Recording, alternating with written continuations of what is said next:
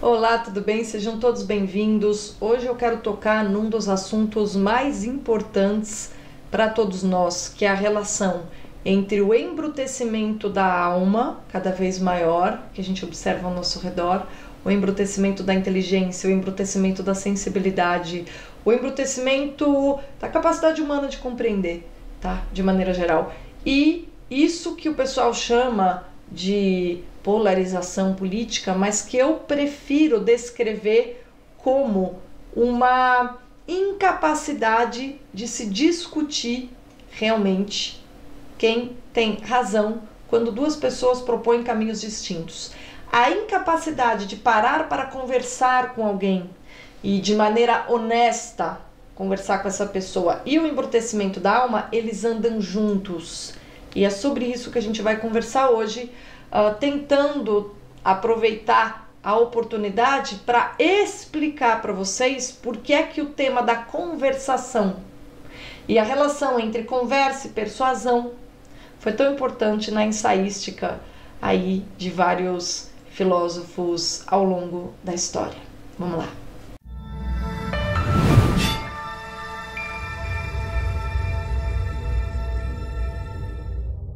Recentemente, a editora Auster lançou um livrinho, assim, daquelas joias, sabe aquele livrinho curto que você lê em 2 pegadas e do qual você nunca vai se esquecer?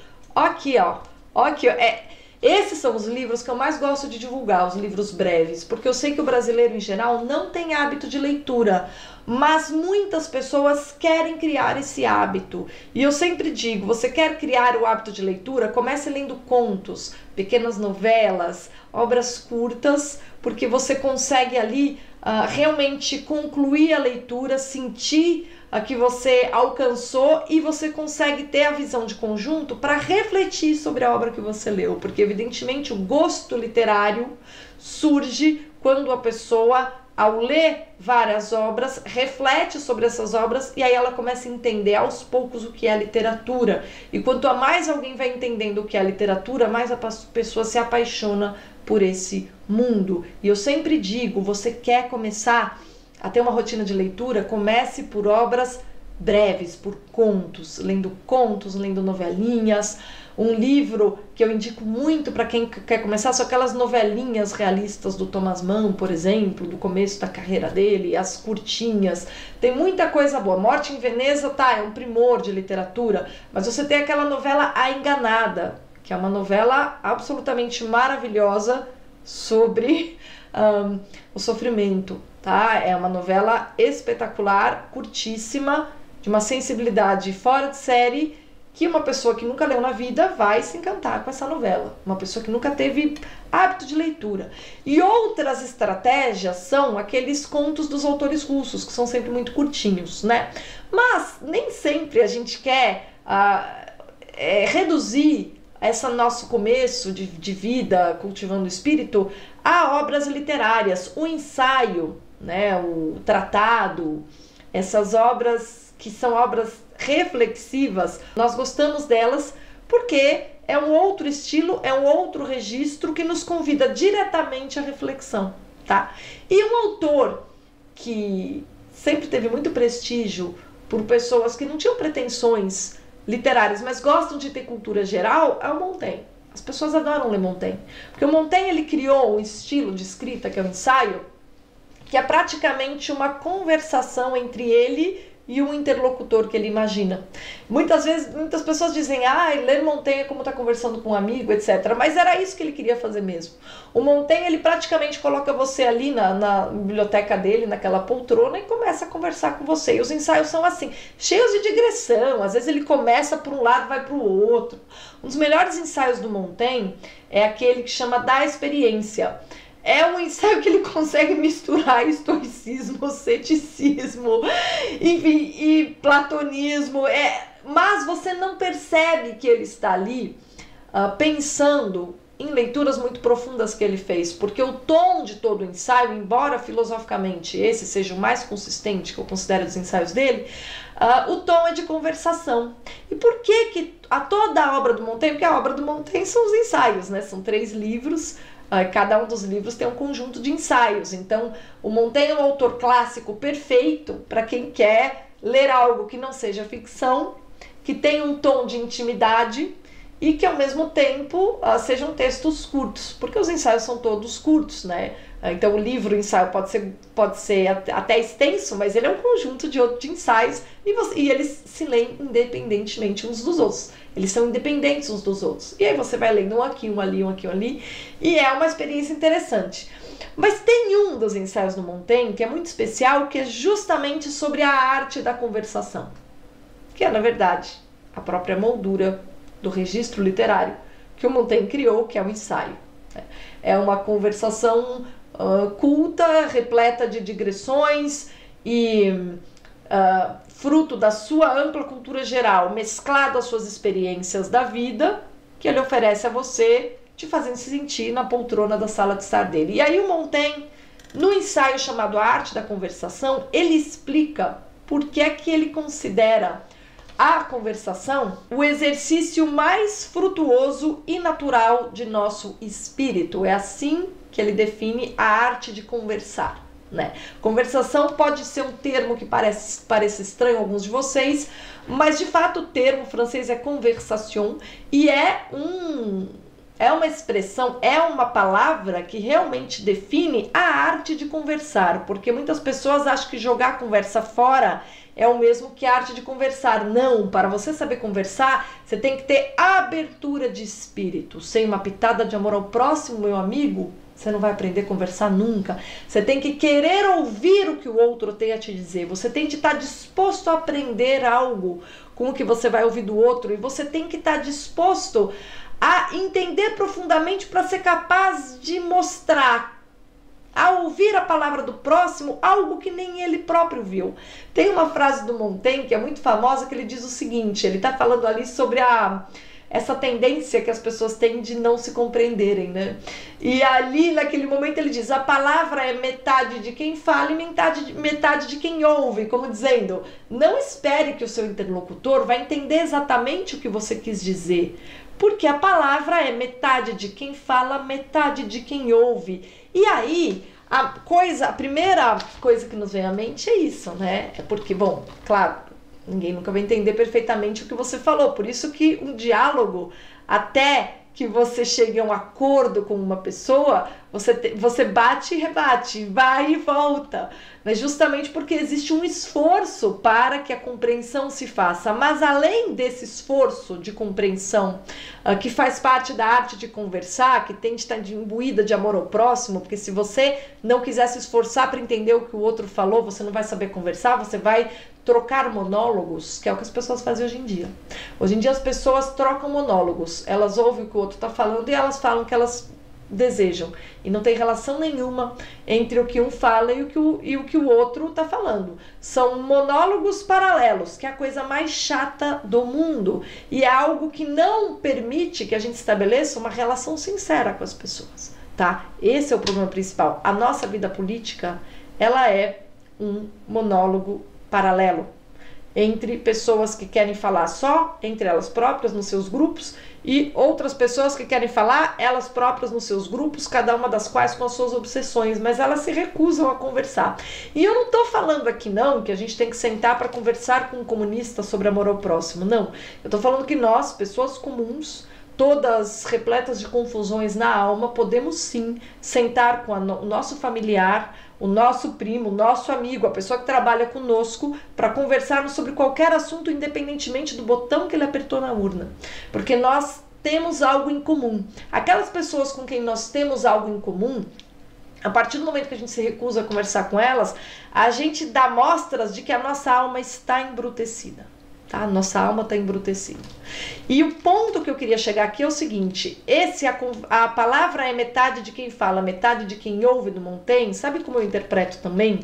Eu interpreto da seguinte maneira, não apenas um sinal do permanente risco de incompreensão que existe, tá, na comunicação humana, mas por outro lado, também é um sinal da capacidade que tem o próximo de descobrir na nossa fala algo que nós não havíamos visto, ou seja, um complemento. O diálogo, portanto, a arte de conversar, é complementar ao infinito o mosaico da verdade, até a gente conseguir suavizar as linhas que separam os vários aspectos ou fragmentos da verdade. E aí, quando a gente fala de Montaigne, essa é a própria concepção que ele, como cético, tem da capacidade, da relação entre o ser humano e a verdade. Ele entende que a gente sempre vai ver a verdade por aspectos e de maneira parcial, tá? Não estou aqui defendendo o ceticismo do Montaigne, eu só estou dizendo que ele tem uma capacidade, uma sensibilidade especial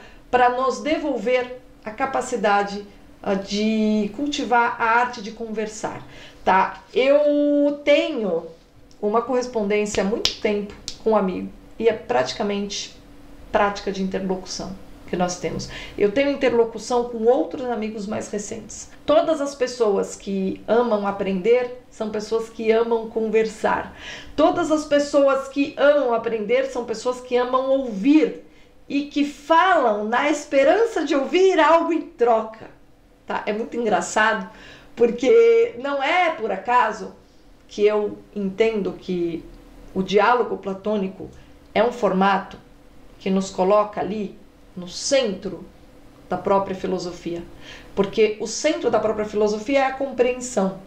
E o diálogo platônico é uma forma, é um registro literário que justamente mostra que a conversação ela é inseparável da prática filosófica. Em que sentido? Tem um ensaio do Ortega y Gasset, que é o Origem e Epílogo da Filosofia, em que ele diz que o esforço que faz um filósofo para mostrar em que ponto o outro falhou é, na verdade, uma forma de não perder o esforço do anterior. É uma forma de respeito, é o complemento àquilo que o outro não viu no seu próprio discurso.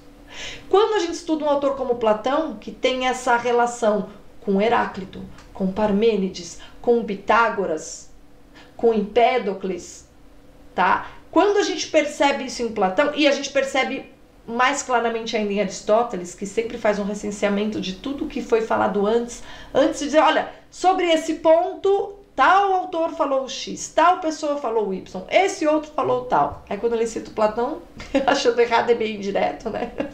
Que ele tinha um respeito muito grande, mas ele diz também, tal autor disse isso aqui, que está errado por causa desse ponto. O que o Aristóteles faz ali, a exemplo de Platão, que também faz isso nos diálogos, é prestar a reverência ao esforço intelectual empreendido antes dele para que a filosofia prossiga. E a própria história da filosofia pode ser compreendida como esse diálogo entre almas grandes que procuram se compreender e, ao anotar falhas em alguém que pensou antes de si, para não perder tudo aquilo de bom que aquela pessoa conseguiu pensar e de verdadeiro, a sua filosofia é como se fosse a correção daquela falha que ficou na filosofia anterior. Ortega y Gasset diz isso no primeiro ensaio do Origem e Epílogo da Filosofia, que é um livro maravilhoso que eu vou pôr aqui na descrição também. Tá? Mas esse arte da conversação do Montaigne, voltando, ele nos devolve, no sentido mais cotidiano da nossa vida,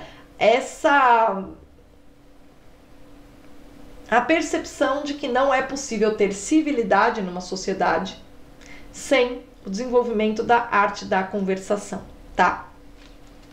É engraçado que eu tenho né, um curso que eu faço o exame de todos os diálogos de Platão, e eu vou dizer para vocês que a melhor parte do curso para mim é o diálogo e a interlocução que surgiu espontaneamente, hein? Olha como é que o Platão nos ensina a exercitar realmente a arte da conversação e o diálogo e a busca de corrigir as falhas que nós vemos no pensamento uns dos outros. É a atividade de interlocução no nosso grupo do Telegram.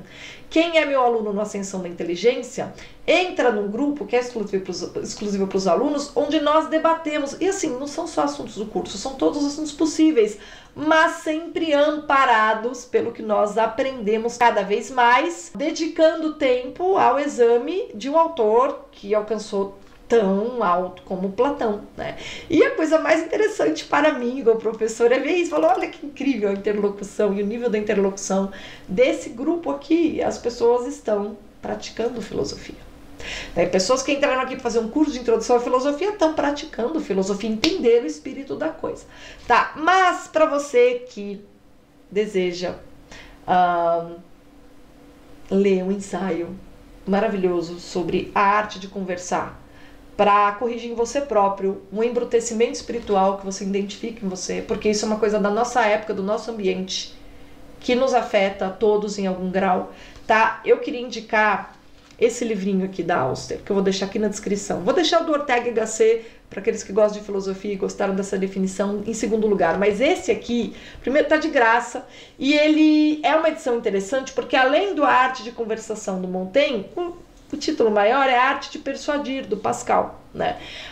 Mas o Pascal, quando ele fala de persuasão, ele fala aqui em termos filosóficos, porque ele diz o seguinte: os homens quase sempre são levados a acreditar não no que está provado, mas naquilo com que concordam. Razão pela qual o Pascal mostra: não basta você estar com a razão. É preciso você ser capaz de persuadir a pessoa, porque ela vai acreditar naquilo com que ela concordou, e não no que está provado. O que o Pascal, que foi um matemático, um cientista, um homem de ciência, mas de uma sensibilidade extraordinária, revela nesse ensaio aqui é o seguinte: não basta você descobrir a verdade, é delicado e importante aprender como compartilhar a verdade com o próximo. E o persuadir, nesse arte de persuadir do Pascal, tem a ver com isso. Portanto, ele aqui parte daquele pressuposto platônico, né, de que você deve haver uma vontade sincera entre duas pessoas que conversam de alcançar a verdade para que haja uma persuasão real. Quando você está diante de uma pessoa que está fechada nos seus dogmas estúpidos e na sua ideologia obtusa e que não quer saber de nada, é evidente que essa não é a pessoa que você vai persuadir. Mas quando você conversa com alguém que está sinceramente se sentindo perdido e desejando compreender algo que ela percebe que ela ainda não tem, essa pessoa está aberta à conversação e até eventualmente a ser persuadida de algo que ela não entendeu muito bem, tá? Então fica aqui a minha indicação especial desta joia que a editora Auster publicou, livrinho daqueles curtos que cabe perfeitamente para você que não tem ainda hábito de leitura, mas que não só deseja formar esse hábito, como também deseja formar aos poucos uma biblioteca de qualidade elevada. Leia pouco, mas leia bem. Se você tem pouco tempo, leia pouco, mas leia bem. Leia esses dois ensaios. Vale você ler, depois você reler e depois você ficar pensando neles pelas próximas 2 semanas. Essa é a minha indicação de hoje. Obrigada pela companhia e até a próxima.